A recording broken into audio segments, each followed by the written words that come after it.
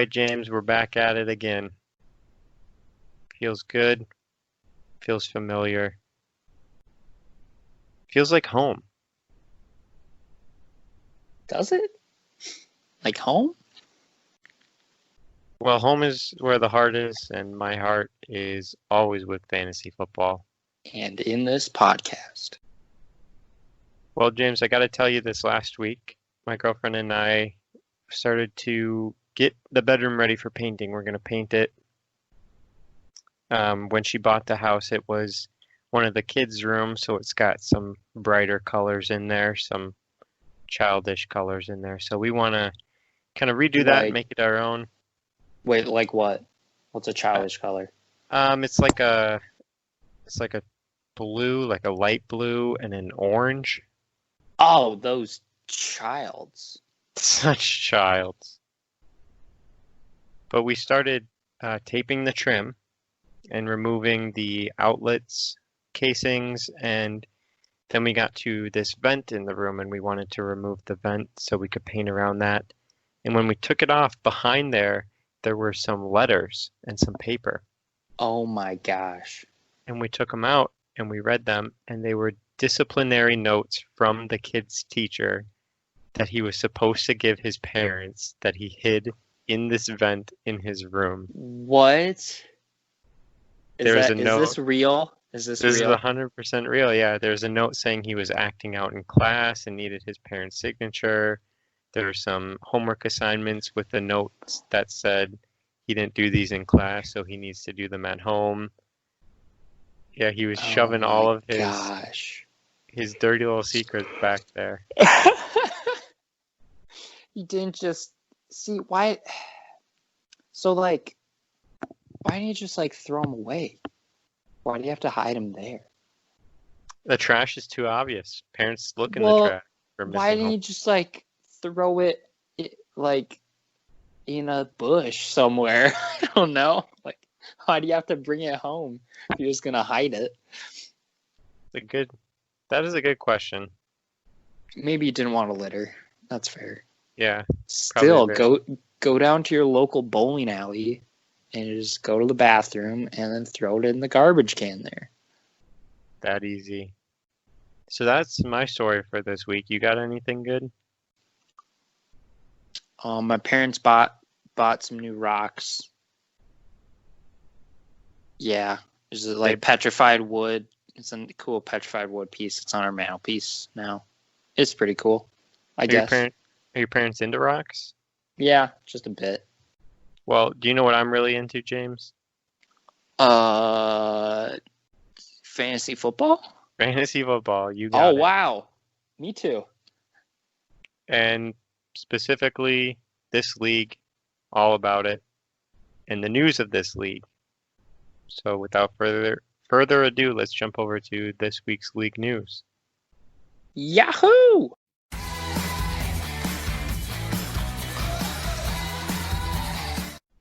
Besides getting ideas for the activities we're going to do, we'd also like some ideas for the type of meals we're going to have. Since we're staying there an extra day, have a few more meals shared between all of us. And yeah, if there's anything you guys, think we should have, like anything at all, let us know. Give us suggestions. Absolutely, yeah. I think, breakfast, we usually do some sort of egg and bacon and hash brown, but for the lunches and dinners, we can do something that is going to work with everybody, and obviously we'll keep any dietary or allergy restrictions in mind. So if you have any ideas, anything that you want to try or have the group try, please let us know. And for NFL news this week, there's nothing really fantasy relevant, so we're just gonna respect your time and skip on into the crazy stat with Mead. Let's get it. Let's do it.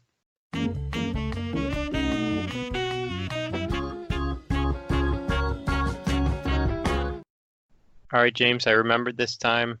I'm not going to continue until I know you are in that squat position. Oh, I've been here all day. Been ready. Just ready for this stat? Yep. Wow. You can't prove otherwise because this is an audio medium. That's an excellent point. I'm going to have to take your word. Well, our league has been together for 6 years and we've had 6 drafts. Throughout those 6 drafts, there's been one player and only one player who has been drafted in the first 2 rounds. And over the course of the 6 years, their average drafted position overall is 6.5. Do you know who that player is? Gonna let everyone think about who they think it is. Really think, and I'm gonna say Jimmy Graham. Jimmy Graham. Not quite. Not quite. Not I quite think Jimmy his, Graham. Okay, wait. Julio Jones. not Julio Jones either. The player that we are Antonio Brown. Got it. not Antonio Brown. Dang it. First year he was drafted in round 3. Who is it? Just tell me. The player we're looking for is Le'Veon Bell. Oh, okay. That's I thought I said him already. Maybe in your head, but not out loud, which is where it Okay. counts. Yeah, I do that. Okay. But Le'Veon Bell. Yeah. Huh. Average drafted position of 6.5 overall. That's just crazy to me that he has been dominant for 6 seasons, that he's been in the top 7 picks on average every single year. Yeah. Well, he definitely hasn't always returned on that. Like last year, I definitely know that. But I feel like his pedigree and his history of dominance is what's kept him drafted. Because people know that he's capable of great things, so they're looking for that when they draft him in the first round. Yeah. So don't think he's going to be able to keep that up this year, but still quite impressive over the last 6 years what he's been able to do. And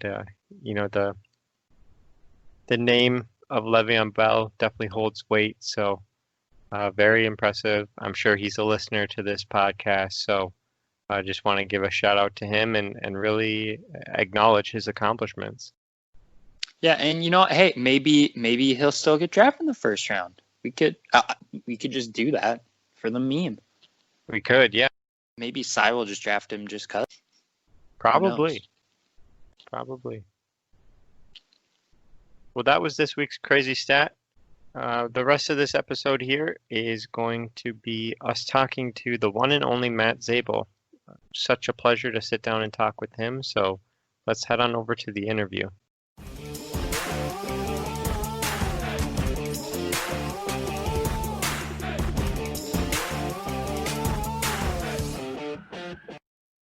All right, so we have the Matt Zabel talking with us here.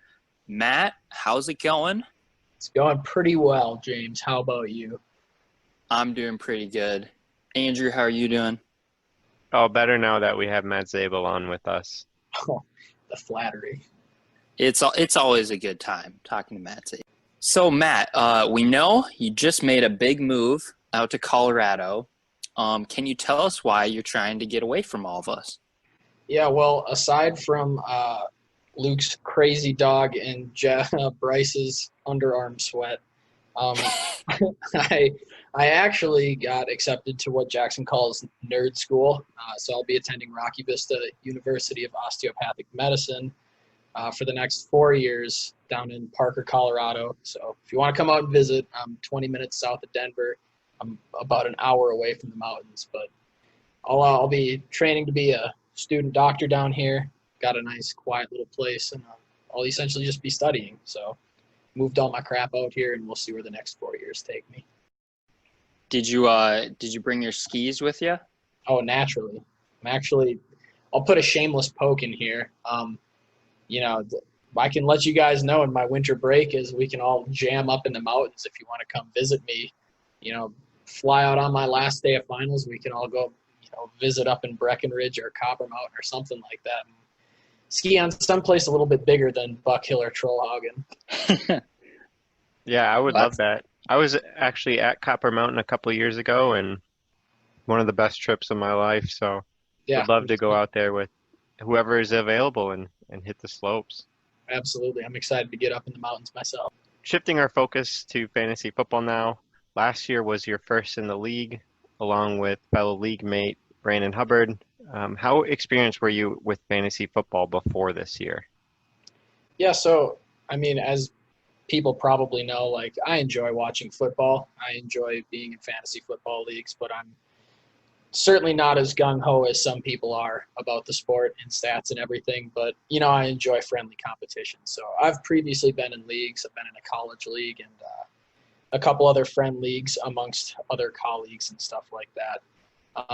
But none certainly as serious as this. So when I actually got the invite extended to me to be in this league, I had a mixture of nerves and a mixture of, obviously this is going to be fun. This has been a long-standing league, and it was kind of an honor to be extended the invite. But, between the actual draft weekend and everything that went on last year, I thought it was all pretty fantastic. And my experience has certainly gone up too, both in actually playing fantasy football and trash talking those who probably should have done better than me. That's an important part of it, is the trash talking, but I think we speak for everyone when I say we're just as honored to have you join the league, and yeah, it was a great year for you. Surprisingly. Yeah. So after struggling a bit at the start, you managed to get your feet and finish with a record of 8-5. You finished 4th place in the regular season and in playoffs. Brandon wasn't so lucky and ended up in the losers bracket. How did it feel being the more successful expansion team this year? I like to be a modest guy, but I gotta say it felt pretty good. Ha ha, he says. No, yeah. To be quite honest, after the rocky start, I was a meme in Jackson's photo reel for a while because I was just some sad boy losing all my points and everything, but Derrick Henry really kind of pulled through for me, and after a little bit of shuffling around in the quarterback position, I was able to kind of start pulling some things out and get some behind-the-end wins and stuff like that. So it felt pretty good to, fight my way back. It was also a little bit nerve-wracking because once I started doing well, I needed to continue to do well, and rather than, just kind of fizzle out for the rest of the season. How much of that success do you give to your team name, which I think was probably the best team name among everyone's last year? I would agree. Yeah, I would second that. I gotta really give it hats off to the team name because, to be quite honest, while that was a quiplash idea, it certainly wasn't the name of my team to begin all of this until everybody, we were down in the basement playing that. And they're like, "Well, you gotta be Smash Tam. You can't be anything other than that." So, I got to pull a team effort on this one. Yeah, you guys forced me to use the weird thing that I drunkenly thought up during Quiplash, and hell, it may have just pushed me through a pretty decent season for my first year. Yeah, it was definitely a good season, especially for your first one in the league. Not only did you make the playoffs in your first year, you even managed to get your first playoff win against Cy in week 1 of the playoff. How did that feel? That felt really good. Not gonna lie. I mean, obviously, I don't even think I've seen Cy in a hot minute, let alone talk to him. But just judging on the atmosphere of our group texts and everything like that, it felt good to kind of get past the first round of playoffs and stuff like that, and B, especially against Cy. Tough fought partner, but it still felt pretty good. So after beating Cy, your luck did run out in the next week, where you ran into the buzzsaw of a team that was Zach and his so he put up 168 points. Yeah. To your very respectable 122. Oh yeah. But 168 points. That's hard to overcome. Yeah. So we were. Oh, you go. Oh yeah. No. How do you feel after having a taste of the postseason last year? Yeah. So I'm not gonna lie. After I was my head was super, and the ego were just super inflated after that win against Cy. I'm like, hell, I made the playoffs. I made it through the first round of playoffs. Let's go win this thing in my first year, right?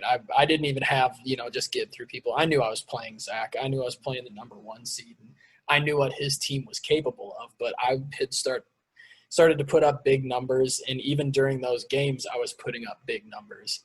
Like you said, I ended with 122, which in my books was, certainly not the worst score I could get. I was pretty comfortable getting that in a playoff game, but goddamn, dude, Zach's team was stacked. It was a heartbreaking loss, but I thought, I was really hoping for the underdog win. Unfortunately, I wasn't able to pull it off, and yeah, it's okay. Zach had a powerhouse of a team, and we knew he was going far. So what happens, happens. You know what I'm saying? Yeah, sometimes sure. You just have those tough matchups, and Yep. But getting to where you got in your first season is very impressive. So hats off to you. Hey, thanks. I was happy with it. So we're going to take a break from the interview to talk about this week's sponsor. This week we have Super Polygrip. Strong, all-day hold so you can't let loose. Our denture adhesive products are designed to hold your dentures firmly in place and help seal out food getting stuck underneath, letting you savor every bite. These products are zinc-free and effective when used as directed, so you can stay confident. Whether you have a whole set of missing teeth or just one chipped tooth, Super Polygrip will be there for you. Shameless poke. My grandmother uses that exact adhesive to hold her dentures in, and she loves it. She finds it very comfortable, and even when eating the chewiest foods like Milk Duds, they stay right in and don't ever pop out. So wow, that makes it even more special knowing that there are real 100%, absolutely not a joke sponsor for this week. So. Nice. Yeah, maybe we can get them to kick Matt Zabel's grandma a few extra bucks for her testimonial there. Yeah. Nice. Yeah, I'll talk to her. We'll call, send an email. All right. Well, Matt, now it is time for everyone's favorite segment of Commissioner's Corner. And that is, of course, the Would You Rather section. Oh, boy. I'm in.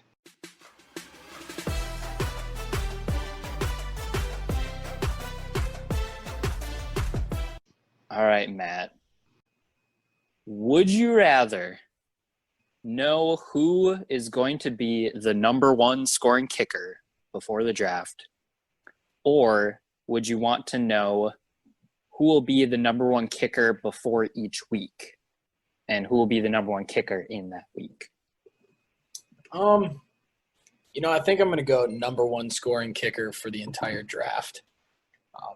I had a few waiver wire battles this past year that didn't turn out for me well. So even though, I could maybe know a little sleeper kicker or something like that coming in the future weeks, I think I just prefer to go with somebody who's going to be performing hopefully consistently throughout the entire year rather than trying to fumble around with a whole bunch of other people throughout the entire season. All right. Smeed, what do you think? Yeah, I would agree with what Matt Zabel said. I think having the number one kicker overall would allow you to just set it and forget it. And while they might not be able to score the most points each week, you're not guaranteed that the number one kicker is even available on waivers for you to pick up. So knowing that, overall, the aggregate basis, your kicker is going to be number one, you can just plug them in and not have to worry about it and put your focus at some of those other decisions. So, yeah, I would definitely agree. What about you, James? When thinking up this question, I really wasn't sure. So I decided to do a little statistics, a little research. And based off of the stats from last year, the number one kicker was Butker of the Kansas City Chiefs. He scored 165 points, which is pretty good. Good to have him for the full year. I went in and looked at every single week and found the top kicker. I think Smeed mentioned it, but yeah, you're right that sometimes the number one kicker was one of those, like Butker or, Tucker or Matt Gay. And if you don't have them on your team, they're probably not going to be available. But I did find that in 7 weeks, it was kind of like a no-name kicker. And in those 7 weeks, the total score was 114 just in those 7 weeks. And if you got Robbie Gould, who was the 17th best kicker for the year, he averaged 8.6 points per week. If you had him plugged in every other week, where like you had a kicker that you couldn't pick up because it was already on someone's team, that would be 77.4 points. And in total, that would bring you up to 191.4 points on the year, which would be a solid amount more than 165 from Butker. So knowing that, and assuming that last year is representative of most years, I would go with knowing the number one kicker each week. Well, without that level of research, I'm sticking strong. Oh, for sure. For kickers. For sure, yeah. It's a tough question unless you go in and look at it. Unless you do the work. Yeah. All right. Our second question is Matt Zabel. Oh. Would you rather be able to choose your draft spot 1 through 12 before the draft, or have a free fresh dish of crab legs brought to you at the start of the draft? Question. Who is bringing me the crab legs? A random person knocks on your door in like a butler uniform, hands you a plate, and you know it's not poisoned and it's steaming hot, and then they walk away. Well, this might be an unpopular opinion, but I love crab legs, so I might need to take that one. No, realistically, I got stuck towards the middle of the pack last year, still got some decent picks, and even the people at the, polar ends of the spectrums got some decent picks. So realistically, the season is long and it is fluid. There are plenty of opportunities to move different players around and kind of barter your way up to the team that you wanted to get. And although I do find the draft to be incredibly important and placement within that, I think, if I could be drafting with a steaming hot pile of crab legs next to me, I don't really give a fuck where I'm going to be in that. Fair that's enough. A personal preference, Well, making sure that your mental state is, you got those endorphins of having those crab legs next to you might help you focus in on the draft a little bit more. It's going to pick me up, instead of just picking garbage like I did last year. I'll be able to, draft a better team and not need to work so hard. If you had to choose a draft position, would you go, do you like being earlier or later in the middle in general? I'd probably pick like 3 or 4. I'd like to be a little bit towards the beginning, not necessarily the end. I don't want to be first. I don't want to be last. I do not want to be stuck in the middle like I was last year. So somewhere near second quarter? I'm using that right. I don't know. Towards the beginning. Sounds good. So let's jump back over to the official interview section for just a few more questions here. So you mentioned the draft in the Would You Rather section, and you did end up having some pretty solid picks. I'm just going to list off a few of them here. You had Derrick Henry and Nick Chubb, who were both top 7 running backs. You had Kenny Golladay and Tyreek Hill, who finished top 9 in average points per game at their position, and Zach Ertz, who finished the season at tight end 5. What was your draft strategy for your first year in the league? So I guess I looked for those big skill positions first. My dad always told me that you can get a quarterback whenever. So filling up my runners and filling up my wide receivers is kind of my big thing on my mind. Again, I did get that middle of the road draft spot. So I think one of my first picks was probably Chubb. He was high up on the list. He was, starting in Cleveland, who we all thought were prospectively going to, do pretty well and stuff like that. Hell, Jackson was saying that they were going far. So I had high hopes for the Chubb Meister, and then, picked up Derrick Henry too, just because I figured they were going to be my big point earners. And they were, to some respect. It took them a little time to heat up and stuff like that. But, realistically, if I can fill out that and then get a nice quarterback. This year I might be looking for a quarterback a little bit earlier between fumbling with Baker and Phillip Rivers last year. That kind of was a pile of hot, steamy garbage. But no, I guess we'll look towards running backs, wide receivers, hit a quarterback sooner than I did last year. Well, with some of those players that I just mentioned having really successful seasons, are you more inclined to have them on your team next year just because you have that familiarity and some remaining comfortability that they're going to be able to produce for you? Yeah, so, maybe a couple right there. Like Ertz, I feel like is a fairly solid player in general, right? He's one of the better tight ends in the entire league and stuff like that. And while he was a little bit slow to start, he certainly had some big games towards the end of the season for me. And I mean, realistically, he's a healthy big boy, and he produces, I guess, and he's been fairly consistent and a fairly consistent target. So, so like that, or like Tyreek Hill, who's obviously going to do great things in the league and stuff like that. I would feel comfortable redrafting and going back for. There were some upsetting picks that I had, right? Baker Mayfield had kind of showed himself as a contender in his first season and stuff like that, and then really kind of, I don't want to say shit the bed, but sort of shit the bed last year. Yeah. So, that was kind of a really disheartening pick for me to take. So I have some hesitancy jumping back into some players, but, other more, all-star-ish players, I guess I would feel comfortable with. Very nice. So I don't know if you know this, Matt, but you did end up winning both your matchups against former champions. You beat Andrew and I in the regular season in our 2 matchups. Nice. And you even managed to beat the 2B champion, Zach, in the regular season before you did lose to him in the playoffs. True. While this is a very limited sample size, would you object to being referred to as the Kingslayer? For now, I might object to that. So that's a pretty hefty, name to live up to. I really appreciate it, and hell, I'd wear it on my thing if I had another, good season like I did. If I could take down some other, reigning champs or 2B champs.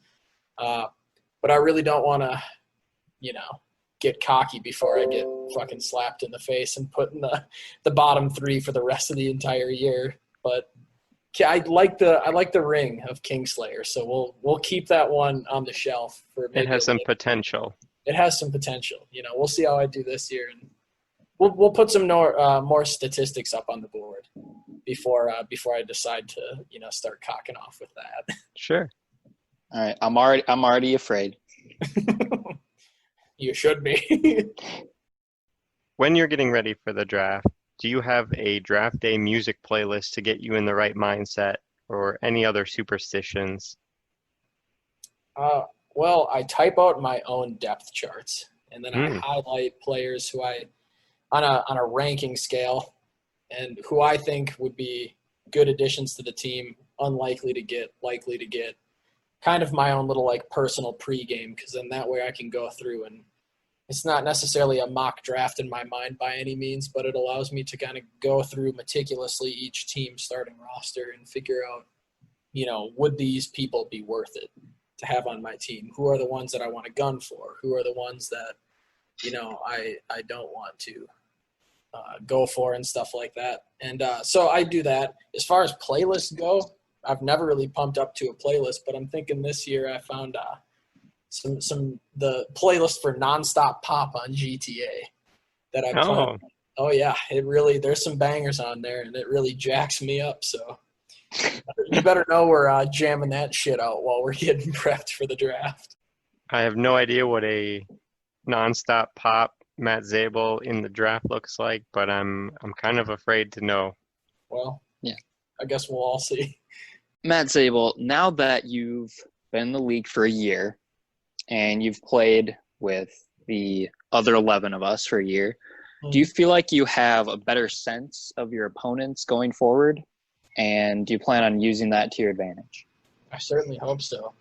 I mean, I'm still kind of collecting some information, both based on how people play and how they shit talk and the moves that they are willing to make, the trades that they're willing to make, or people they're willing to pick up and stuff like that.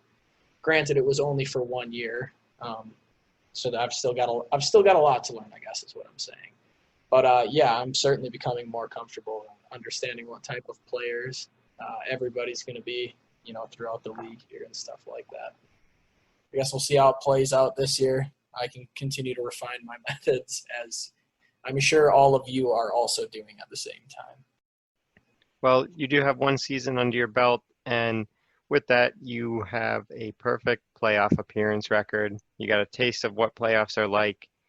So going forward, looking ahead to this next season, what are the biggest things that you need to do to preserve that record and give yourself another shot at the title? I think I need to I need to have a good draft, and I need to ensure that the major spots are filled with people who aren't just going to be juggled out. Really struggled with the quarterback slot last year. I was relying on fucking Phillip Rivers for most of it. I couldn't seem to pick anybody up. I couldn't seem to trade with anybody. Just didn't have anybody I could offer without, really kind of digging a hole into my team. So focusing on spots that have the potential to produce a lot of points, I think, is what I need to do, especially during the draft. And as far as throughout the season, I really need to find those sleeper picks and find, people who have potential, really kind of stay up to date on my news so I can, be the first on the waiver wire to, find people, pick up people to continue to either build my team or fill the slots that are, kind of in need of needing to be, fixed, if you will. So a little bit more attention to detail and having a pretty good draft, I think, is what's going to push me to have hopefully another good season. Absolutely. Yeah, that sounds like a great approach, and we wish you the best of luck in this coming year. Hey, thanks. You too. Thank you. Yeah. And thank you for joining us here today. It was great talking with you both about your life and fantasy football, and we wish you the best of luck in both. Hey, it's a pleasure. Thank you very much for having me on. It's my first time doing one of these things, and it was great. You did excellent. Oh, thank you so much. Very good. 100%. Thanks, Well, Jam. I would say one of our best 5 interviews that we've ever done. Oh, how many interviews have you done? 5. That's what I like to hear. Got him. But I mean, Nice. top 5 still. Dude, hell yeah. Still. Thank you very much, Matt Zabel, for that wonderful interview.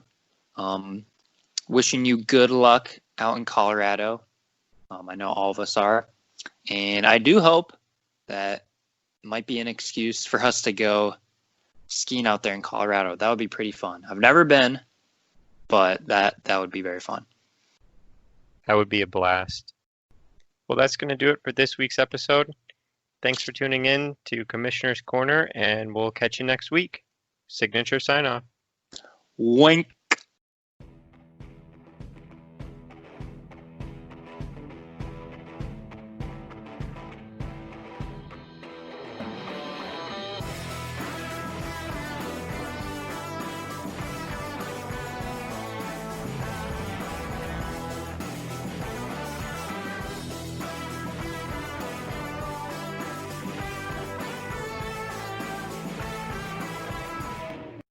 James, do you want to start this one off?